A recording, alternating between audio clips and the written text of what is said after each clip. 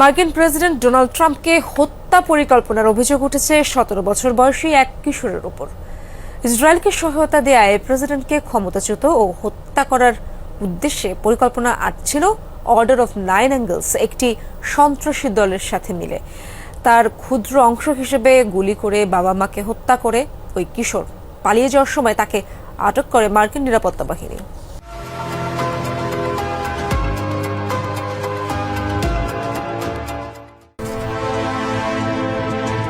১৭ বছর বয়সী কিশোর নিকিতা ক্যাসাপের নিষ্পাপ চেহারা দেখে কে বলবে নির্বিকারভাবে নিজের বাবা মাকে গুলি করে খুন করেছে সে।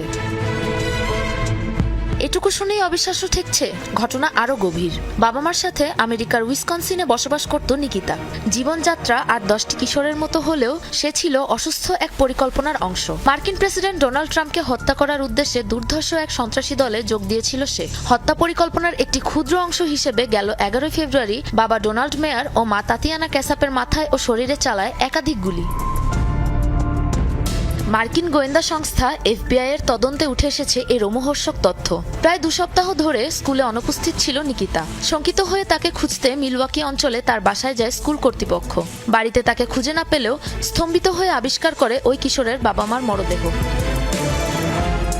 মরদেহ উদ্ধারের পর তাকে খুঁজতে শুরু হয় জোর তল্লাশি। সেদিনই ধরা পড়ে অভিযুক্ত নিকিতা। কারাগারে নেয়ার পর মুঠোফোনে তল্লাশি করে যা পাওয়া যায় তা ঘুরিয়ে দেয় পুরো ঘটনার মোড়।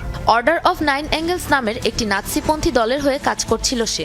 ফোন ঘেটে স্বৈরশাসক অ্যাডলফ হিটলারকে নিয়ে প্রশংসামূলক পোস্ট কমেন্ট তো বটেই, পাওয়া যায় ইহুদি বিরোধী বহু লেখালেখি।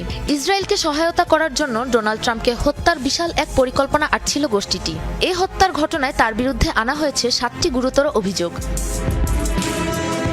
বাবার গাড়ি, পিস্তল, 4টি ক্রেডিট কার্ড, মূল্যবান গয়না ও কমপক্ষে $14,000 নিয়ে পালাচ্ছিল সে। ক্যানসাস অঞ্চল অতিক্রম করার আগে সন্দেহজনক গতিবিধির কারণে ধরা পড়ে নিরাপত্তা বাহিনীর কাছে। আদালতে পেশ করা নথিতে জানা যায় আরও চাঞ্চল্যকর তথ্য। বাবা মাকে হত্যার পরিকল্পনায় গোপনে রাশিয়ার কিছু মানুষের সহায়তা নিয়েছিল সে। এমনকি তাদের থেকে একটি ড্রোন ও বিস্ফোরক কেনার জন্য প্রদান করে অর্থ। হত্যার পরবর্তী পরিকল্পনা অনুযায়ী পালিয়ে যাওয়ার উদ্দেশ্যে ইউক্রেনের সীমানার দিকে যাচ্ছিল সে। যদিও এ ঘটনার দায় এখন স্বীকার করেনি অভিযুক্ত কিশোর নিকিতা ক্যাসাপ। সাবরিনা নুসরাত, যমুনা নিউজ।